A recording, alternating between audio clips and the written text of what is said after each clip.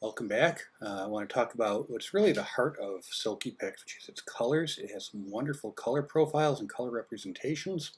Um, and I want to just talk about them. I'm not going to spend a lot of time going over what each one does. If you go in here and you hover over and you click on the little eye, you end up in the Silkypix website. You can see what each one of these does. It actually does a pretty good job of going over them.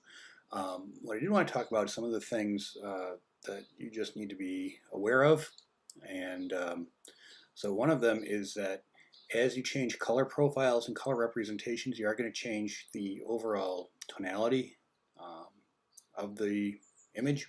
So you just want to be careful about that. You probably want to pick a color profile and a color representation before you start messing around too much with exposure and contrast, because that will have an effect. And just to be aware of that. You do have a saturation slider. I actually find that the images out of Silkypix, just their natural standard color, are actually pretty nice. I'm not looking for really over exaggerated colors, but that saturation slider is there. It obviously does what you would expect it to.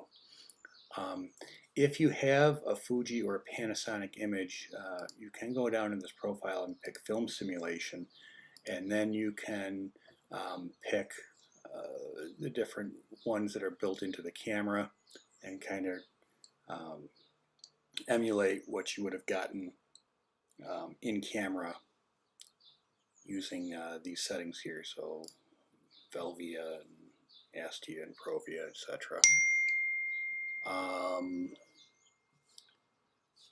What I want to also talk about is a second here.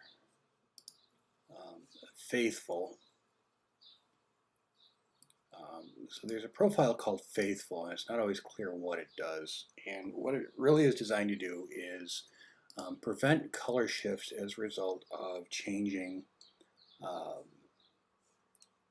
contrast.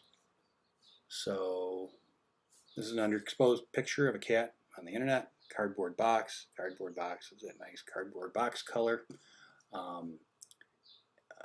am going to just add my preferred presets for sharpness and noise reduction.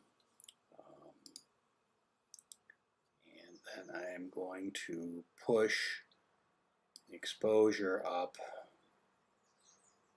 And as one of the things you can see, as we get up that exposure, it's probably about 2 steps underexposed. The box starts turning kind of orange. And it's not too bad, but if you want to retain that kind of box color, go back here, go back to Faithful. It kind of neutralizes that color shift that was starting to happen from the kind of brown to the orange. So that's Faithful. I also sometimes in some landscape images you might see the foliage starting to turn a little bit too vivid, and Faithful will kind of tone that down for you. So again, just to sum up, make sure you're checking your color probably before you start doing your contrast stuff.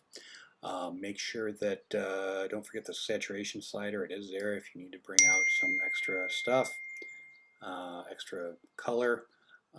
Use Faithful if you're going to be making major shifts with exposure or with the contrast to help preserve your initial colors. And enjoy. I think Silkypix's colors are one of its biggest selling points. I really enjoy the colors out of here more than I do from many other raw converters.